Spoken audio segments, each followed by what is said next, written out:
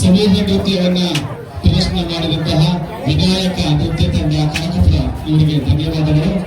ಇದೀಗ ಅರುಣಾಚಲೇಶ್ವರ ಸ್ವಾಮಿ ದೇವಾಲಯ ಇವತ್ತು ದೇವಸ್ಥಾನದ ಸಮಿತಿಯ ವತಿಯಿಂದ ವೇದಿಕೆ ಕಾರ್ಯಕ್ರಮ ಪ್ರಾರಂಭ ಆಗುತ್ತೆ. ಈ ಬಗೆಯಲ್ಲಿ ಸುಂದರ ಕಾರ್ಯಕ್ರಮವನ್ನು ಪ್ರತಿ ವರ್ಷ ನಡೆಸುವುದರ ಮೂಲಕ ಇಲ್ಲಿಯ ಮಕ್ಕಳಿಗೆ ಒಂದು ಪ್ರೋತ್ಸಾಹ ನೀಡುವಂತಹ ಒಂದು ಸುಂದರವಾದಂತಹ ಒಂದು ವೇದಿಕೆಯನ್ನು ಸಜ್ಜುಗೊಳಿಸ್ತಾರೆ. ವೇದಿಕೆ ಕಾರ್ಯಕ್ರಮದ ಮೂಲಕ ಒಂದು ಆತ್ಮೀಯ ಸಮಾಜ ಬಂಧುಗಳೇ ಹಾಗೂ ಮಾತೆಯರೇ, ರಾಷ್ಟ್ರೀಯ ಸ್ವಯಂ ಸೇವಕ ಅನ್ನುವಂಥದ್ದು ಇವಾಗಂತೂ ಎಲ್ಲರಿಗೂ ಗೊತ್ತಿರುವಂಥ ವಿಷಯ. ಈ ಡ್ರೆಸ್ಸನ್ನು ನೋಡಿದ್ರೆ ಇದು RSS ಅಂತಾನೆ ಪರಿಚಿತ. ಆದರೆ 1925ನೇ ಇಸ್ವಿಯಲ್ಲಿ ಸಂಘ ಪ್ರಾರಂಭ ಆಗುತ್ತೆ, ರಾಷ್ಟ್ರೀಯ ಸ್ವಯಂ ಸೇವಕ ಸಂಘ. ಅದು ನಾಗ್ಪುರದಲ್ಲಿ ಪ್ರಾರಂಭ ಆಗುತ್ತೆ. ಸಂಘಕ್ಕೆ 100 ವರ್ಷ 25ನೇ ಇಸ್ವಿಗೆ ಶತಾಬ್ದಿ ಅಂತ ಕರಿತೀವಿ. ಆದರೆ 2026ಕ್ಕೆ ಘೋಷ್ಗೆ 100 ವರ್ಷ. ಸಂಘ ಪ್ರಾರಂಭ ಆದ 1 ವರ್ಷಕ್ಕೆ ಘೋಷ್ ಸಂಘದಲ್ಲಿ ಪ್ರಾರಂಭ ಆಗುತ್ತೆ. ಆದರೆ ಹೇಗೆ ಪ್ರಾರಂಭ ಆಯಿತು ಘೋಷ್? ಸಂಘಕ್ಕೆ ತುಂಬಾ ಕಠಿಣವಾದ ಪರಿಸ್ಥಿತಿ, ಹಣವೇ ಇಲ್ಲದೆ ಇರುವಂತ ಕಾಲ. ಆದರೆ ಒಂದು ವಾದ್ಯವನ್ನೇ ಖರೀದಿ ಮಾಡದೇ ಇರುವಂತ ಪರಿಸ್ಥಿತಿಯಲ್ಲಿ ಒಂದು ಮನೆಗೆ ಊಟಕ್ಕೆ ಹೋಗ್ತಾರೆ ಒಬ್ರು. ಆ ಊಟಕ್ಕೆ ಹೋದಾಗ ಆ ಊಟ ಮಾಡಿದ ಮೇಲೆ ಒಂದು ಕಾಣಿಕೆ ಕೊಡ್ತಾರೆ. ಆ ಕಾಣಿಕೆಯಿಂದ ಒಂದು ವಾದ್ಯವನ್ನ ಖರೀದಿ ಮಾಡ್ತಾರೆ. ಆ ವಾದ್ಯ ಈ ವಾದ್ಯದ ರೀತಿಯಲ್ಲಿ ಶಂಖ, ಇದು ಹೆಸರು ಶಂಖ. ಈ ಶಂಖವನ್ನ ಖರೀದಿ ಮಾಡ್ತಾರೆ. 1926ನೇ ಇಸ್ವಿನಲ್ಲಿ ಈ ವಾದ್ಯವನ್ನು ಖರೀದಿ ಮಾಡ್ತಾರೆ. ಒಂದು ಬಿಗ್ ಡ್ರಮ್ ಮತ್ತೆ ಒಂದು ಶಂಖ, ಈ ಎರಡನ್ನು ಜೋಡಿಸ್ಕೊಂಡು ರಾಷ್ಟ್ರೀಯ ಸ್ವಯಂ ಸೇವಕ ಸಂಘದಲ್ಲಿ ಮೊದಲನೇ ಬಾರಿಯ ಸಂಚಲನದಲ್ಲಿ ನುಡಿಸುವಂಥದ್ದು. ಹೀಗೆ ಸಂಘ ಬೆಳೆದ ಬಂದಂತ ದಾರಿ.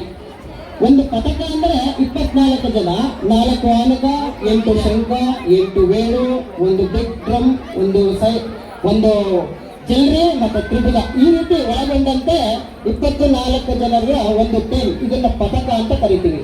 ನಮ್ಗೆ ಹೆಚ್ಚು ಸಮಯ ಕೊಡ್ತಾ ಇಲ್ಲ ಇಲ್ಲಿ ಹೆಚ್ಚು ವಿಷಯ ತಿಳಿಸ್ಲಿಕ್ಕೆ. ಹಾಗಾಗಿ ನಾನು ಇಷ್ಟು ವಿಷಯವನ್ನ ಹೇಳಿ ಮುಗಿಸ್ತೇನೆ.